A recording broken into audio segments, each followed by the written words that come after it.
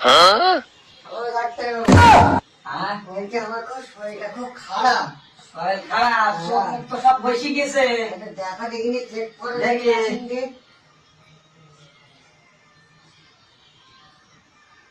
ও রোগ আমার ধরা হয়ে গেছে বুঝলি। আচ্ছা কি হয়েছে? সেদিন আগে ভাত খাইছো, ভাত তো অল্প অল্প খাইছি। ঘুমিয়ে দেখতে পাইছো। এখন দেখতে পাই, এর আগে খুব দেখতে পেতাম।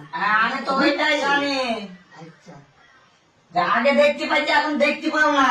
আচ্ছা, ওই ঘুমিয়ে দেখতে পাও না বলেই তো মেন সমস্যা। এটাই আমার রোগ, তাই তো? দাঁড়াও, আচ্ছা, পায়খানা থাকলে পায়খানা পিচ্ছ, আগে অল্প অল্প হচ্ছে। ওই একদম হওয়াটা বন্ধ করতে হবে বুঝলি, তাই তোমার রোগ ক্লিয়ার হয়ে যাবে। আচ্ছা আচ্ছা, তাহলে দুটো ওষুধ মনে লিখে দাও। কালকে দেবো কলকাতার ছাল আর পেতনের বাল, এই দুটো জিনিস নিয়ে আসবা বুঝলি, আমি একদম তাবিজ করে দেবো। ঠিক আছে?